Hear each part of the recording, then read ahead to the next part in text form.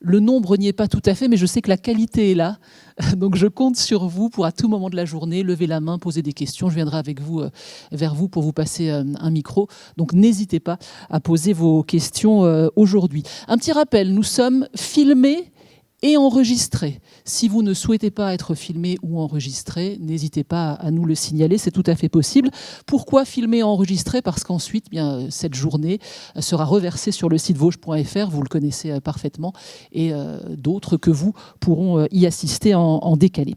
Voilà pour quelques mots d'introduction. Comme il se doit, nous sommes accueillis par Benoît Jourdain, qui est vice-président délégué à la transition écologique au Conseil départemental des Vosges. Monsieur Jourdain, je vous laisse la parole pour ouvrir ce colloque.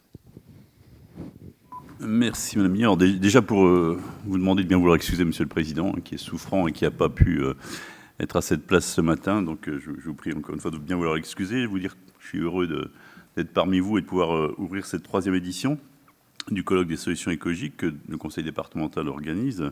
Je vous rappelle que dans les éditions précédentes, on avait travaillé sur les énergies renouvelables, la gestion des biodéchets, la sobriété en matière d'eau, ou encore la gestion forestière. Et donc, on va poursuivre aujourd'hui notre chemin collectif à la transition écologique. Alors, c'est un colloque qui s'est imposé au fil des années comme un rendez-vous d'échange, d'inspiration et de passage à l'action pour tous les acteurs vosgiens de la transition, les élus, les techniciens, les entreprises, les associations, les citoyens engagés.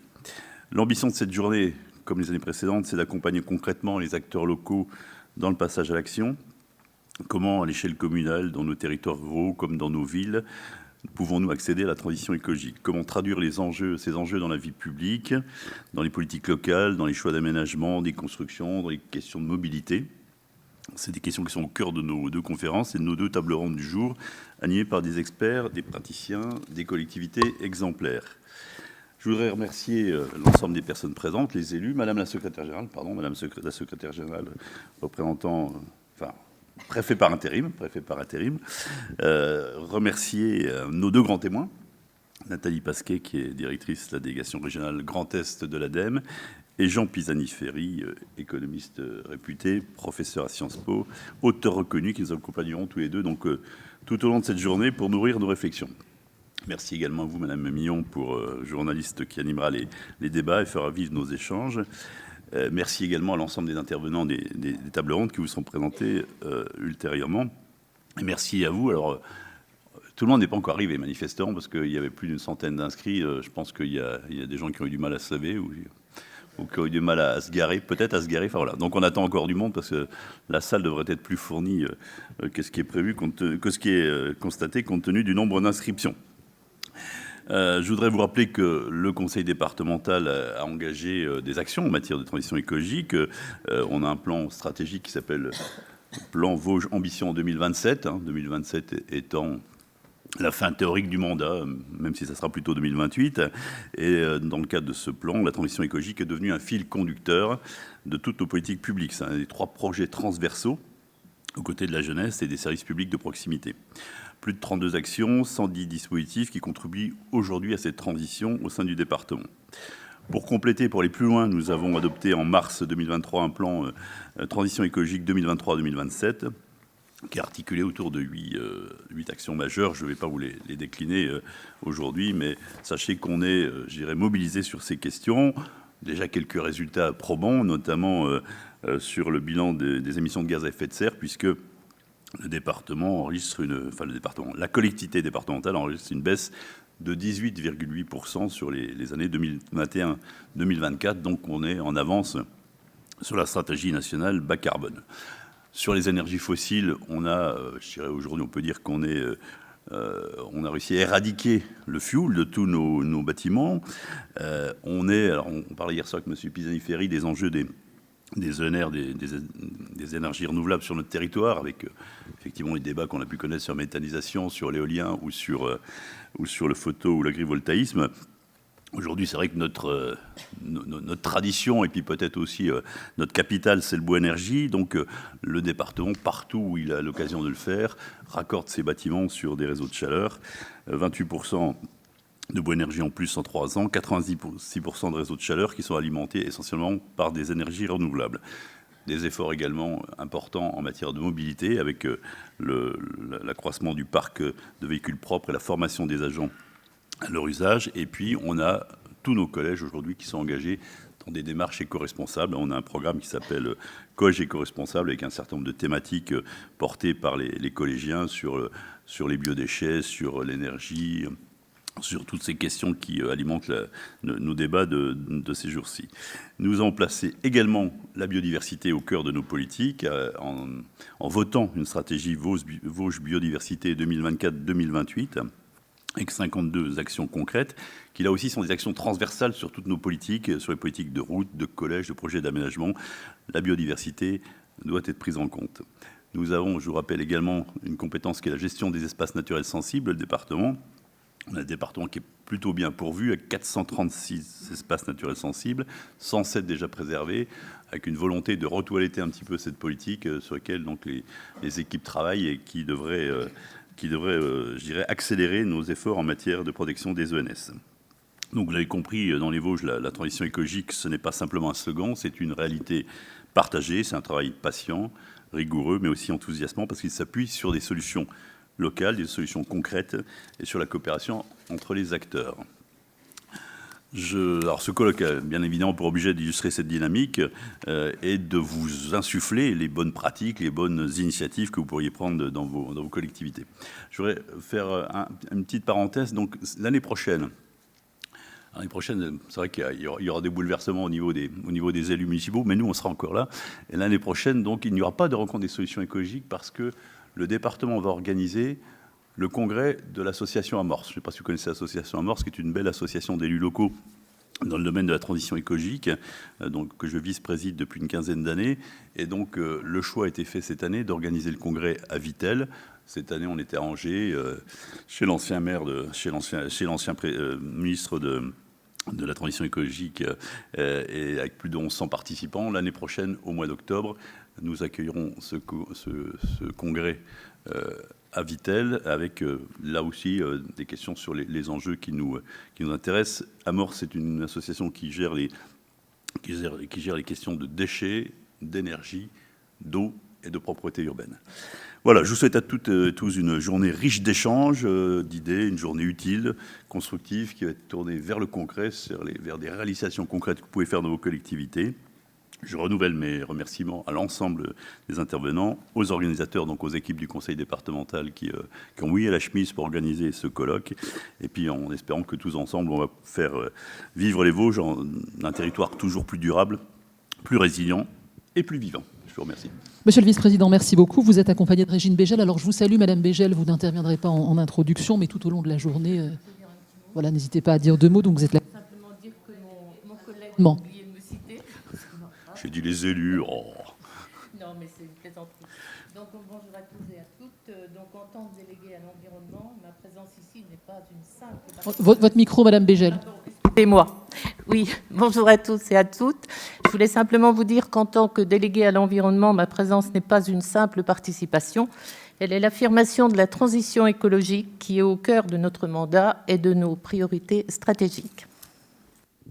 Merci beaucoup, Madame Bégel. N'hésitez pas à intervenir à tout moment dans la journée. Et puis, Madame la secrétaire générale nous fait l'honneur de sa présence, représentante du préfet chargée de l'administration de l'État dans le département des Vosges, Madame Anne Carly. Je vous laisse la parole. Merci beaucoup, Monsieur le vice-président. Ouais. Madame président par intérim. C'est une grande journée. Merci beaucoup à tous les deux de m'avoir invité à intervenir, en tout cas pour cette séquence. Mesdames et messieurs les élus, Madame la directrice régionale de l'ADEME, cher Monsieur Pisani-Ferry, chers tous, j'ai vraiment plaisir à être avec vous aujourd'hui et c'est un vrai honneur pour moi d'intervenir sur la question comment appréhender les enjeux de transition écologique à l'échelon communal dans les années à venir. Je pense que tout le monde ici est absolument convaincu, et d'ailleurs si vous êtes venus c'est pour une bonne raison, c'est que ce n'est pas une option. Et ce n'est pas une perspective lointaine de devoir s'attacher à cette question. C'est une vraie urgence, c'est une responsabilité collective, et je crois que c'est un formidable levier d'action pour l'ensemble de nos territoires. Les communes, quelles qu'elles soient, rurales, urbaines, périurbaines, petites, grandes, c'est partout le premier maillon de la chaîne démocratique. C'est un laboratoire absolument formidable de tout, de transition écologique notamment, en offrant la possibilité à toutes les personnes, les élus, les techniciens, les associations, les citoyens, de transformer concrètement cette exigence de transition écologique qui est planétaire en une réalité qui est vraiment concrète, qui est celle du quotidien, qu'on peut toucher, qui est réelle. Et je suis persuadée que c'est à ce niveau que beaucoup de choses vont se jouer dans le futur. Les communes, elles sont au plus près du quotidien des habitants, mais elles sont aussi à la croisée de toutes les grandes transformations climatiques, sociales, économiques, urbanistiques, et j'en oublie encore beaucoup. Alors évidemment, l'État est mobilisé dans la conduite de la planification écologique. Je pourrais citer le Fonds vert, ces 25 millions d'euros qui ont été investis ces 3 dernières années dans le territoire, le travail que l'on fait, parfois difficile, pour accompagner le développement des énergies renouvelables. Il y a les pour et les contre, en tout cas peu de personnes lèvent le doigt pour en avoir dans leur jardin, et à nous de conduire ce travail de concertation et de coordination des enjeux avec les élus qui sont en la matière souvent très courageux et volontaires. Je pourrais citer le cadre des travaux de la COP menés à l'échelon régional, mais aussi départemental, qui se retrouve dans la feuille de route Grand Est, Région Verte. Mais ce que je constate au quotidien dans mes déplacements et les échanges que j'ai avec les acteurs du territoire, c'est vraiment le rôle déterminant et concret des communes dans la transition écologique. Pourquoi cet échelon ? Parce que je suis véritablement convaincue que celui de la proximité, c'est tout particulièrement celui de la confiance, celui où les décisions traduisent une idée, une politique en des actes très visibles et encore une fois qu'on peut toucher. Un arbre qu'on plante, une école qu'on rénove, une place qu'on réaménage, un choix de soutenir une filière locale, quelle qu'elle soit. La commune, c'est le premier lieu du concret et c'est aussi souvent, je trouve, le lieu de la cohérence des politiques publiques. Et nous savons bien que la transition écologique, ce n'est pas une politique parmi d'autres, mais c'est une manière nouvelle que l'on doit avoir de penser toutes nos politiques publiques. Ça doit être ce que la déclaration d'Adélaïde a été à la santé. On devait retrouver de la santé dans toutes les politiques publiques. La transition écologique, c'est absolument pareil. L'aménagement, l'urbanisme, l'éducation, la culture, les mobilités, l'économie locale. Et à ce titre, notre responsabilité collective, elle est immense, car chaque choix local que l'on fait peut être soit un pas en avant, soit un pas en arrière dans la lutte contre le dérèglement climatique. Concrètement, comment faire pour décliner la transition écologique dans la vie publique ? D'abord, moi j'en ai la conviction, c'est en donnant l'exemple, en étant un peu leader d'opinion, en étant inspirant. Nos bâtiments publics, nos écoles, nos équipements doivent être exemplaires et je sais qu'on s'y attache tous. Nous devons penser rénovation énergétique, sobriété, matériaux biosourcés, économie circulaire. En accompagnant les habitants, les entreprises, les associations, parce que la transition, ce n'est pas quelque chose qui peut être imposé d'en haut. Elle doit être vécue et saisie par chacun comme une opportunité partagée. Et puis ensuite, en planifiant. Dans transition écologique, il y a transition. En intégrant la transition dans la durée, dans la stratégie territoriale, comme vous le faites, comme on le fait tous, et pas simplement dans les déclarations d'intention, mais vraiment dans notre colonne vertébrale de la décision publique, dans le temps, en acceptant. La thématique de la table ronde que vous avez prévue, intitulée « La nature en ville pour plus de biodiversité, de fraîcheur et de qualité de vie », c'est un très beau point d'entrée pour échanger et illustrer les dynamiques locales, car la nature, c'est à la fois le symbole et l'outil de la transition. Végétaliser les espaces publics, désimperméabiliser, créer des îlots de fraîcheur, redonner de la place aux vivants, voilà des actes concrets, visibles et porteurs de sens. Il ne s'agit pas de planter des arbres pour réconcilier l'homme et la nature. C'est de repenser notre rapport à la ville, à l'espace, au temps et au vivant. De comprendre que la nature, ce n'est pas un décor. C'est une infrastructure autour de nous, utile, protectrice. En sociologie, on dit que le sens de l'arbre n'est pas dans l'arbre. C'est le sens qu'on lui donne. Pour certains, ce sera le bois qu'on va couper pour en tirer recette. Pour d'autres, ce sera l'ombre que l'on reçoit. Je vous invite à y repenser. Moi, c'est une phrase qui me guide. Les retours d'expérience que vous entendrez le prouvent. La désimperméabilisation d'une école, c'est moins de ruissellement, moins d'inondation, plus de bien-être pour les enfants et plus de prise de conscience pour les parents. La gestion écologique des espaces verts, c'est moins de produits chimiques, c'est plus de biodiversité, c'est plus de bonheur dans la ville, de couleurs. Les îlots de fraîcheur, c'est une réponse claire aux vagues de chaleur qui, chaque été, frappent les centres urbains et fragilisent nos plus fragiles, notamment les plus âgés. Et derrière chaque projet de ce type, il y a une vraie conviction partagée, le cadre de vie. Ce n'est pas une variable d'ajustement, c'est une condition du bien-être. La nature en ville ne peut pas tout résoudre. La transition écologique, c'est aussi une révolution silencieuse dans nos manières de construire et nos manières d'aménager. Nous le savons, le temps de la consommation foncière inconsidérée est clairement derrière nous. Qu'on le regrette ou pas, c'est un fait. Il nous faut maintenant faire mieux, avec moins d'espace, moins de carbone, mais plus de production. Alors il faut densifier intelligemment, réhabiliter les bâtiments vacants, utiliser des matériaux différents, penser économie circulaire dans le bâtiment, et chaque chantier peut devenir un espace d'expérimentation. Comment réemployer ?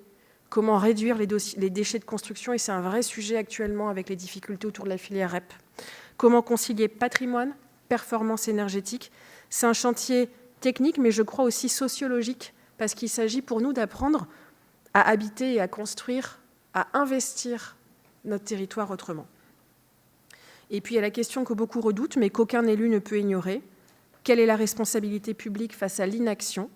On parle souvent du coût de transition, mais parlons clairement du coût de l'inaction.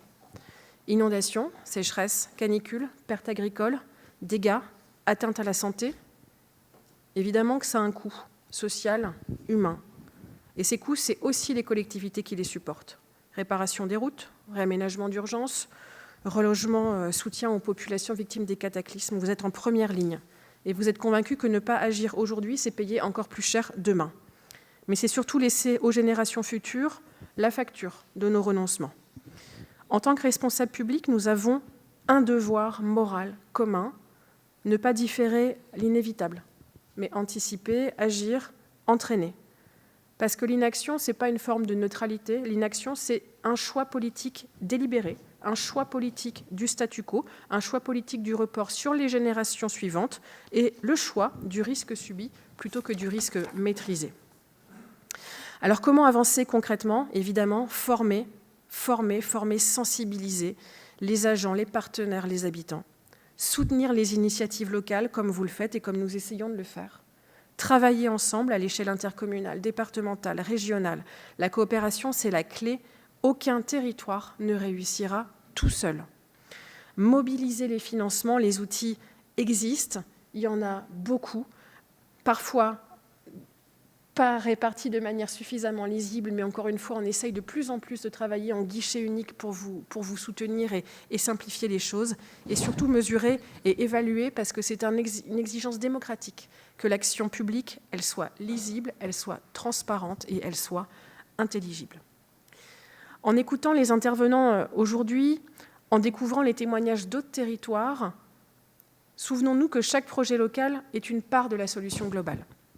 Et pour donner du sens à notre action dans nos sphères respectives de responsabilité, si on veut que nos enfants et petits-enfants puissent encore s'émerveiller d'un été supportable, d'aller dans des rivières, d'un parc ombragé, alors notre devoir, il est clair, agir, ici et maintenant, même un petit peu.